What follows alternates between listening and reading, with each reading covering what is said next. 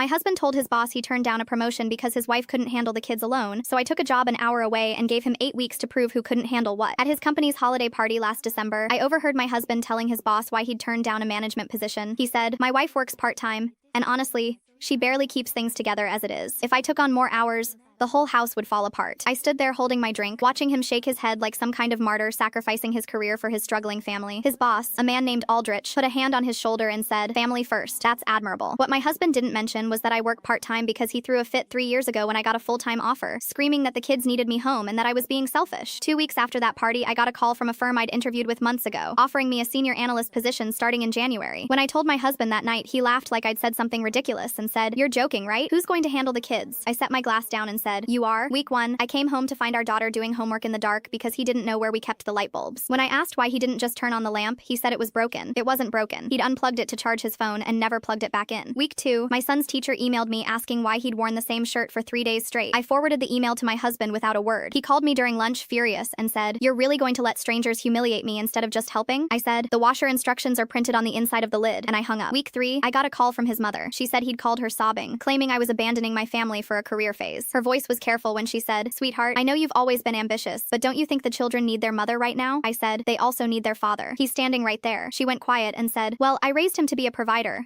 not a babysitter." I didn't respond. Week 4, the school nurse called me during a client meeting. My son had fallen on the playground and needed to be picked up. She said she'd tried my husband 8 times with no answer. I excused myself from a $200,000 account review, drove 40 minutes, and found my son in the front office with dried tears on his face. That night, I found my husband in the garage organizing his golf clubs. I said, "The school called you 8 times. He didn't look up. He said, "I was busy. You handled it." I said, "I left a client meeting worth more than you make in a year." He shrugged and said, "See? This is exactly why you shouldn't be working full-time. You can't do both." Week 6, he sat me down and said, "This isn't working, and I think you need to quit before you destroy everything." I said, "Absolutely not." He said, "The kids are miserable, the house is falling apart, and you're never here when it matters." I said, "I'm home every night by 6. You're the one who's never present." His jaw tightened, and he said, "Fine. I'm going to tell Aldrich exactly what your little job experiment has done to this family." The night of my first quarterly review, my manager told me I was exceeding every benchmark. I drove home feeling lighter than I had in years. When I walked through the front door, I found my husband sitting rigid on the couch across from Aldrich, who was perched on the edge of a chair staring at the carpet. My husband's eyes were red. He'd invited his boss over to prove that I was the problem, but the kitchen behind them told a different story. Dishes crusted in the sink, cereal scattered across the counter, a permission slip stuck to the refrigerator with a date circled from 3 weeks ago. Aldrich stood up slowly. He looked at my husband and said, "You told me your wife couldn't manage. You made me feel sorry for you. I gave the Whitmore promotion to Jensen because of your situation,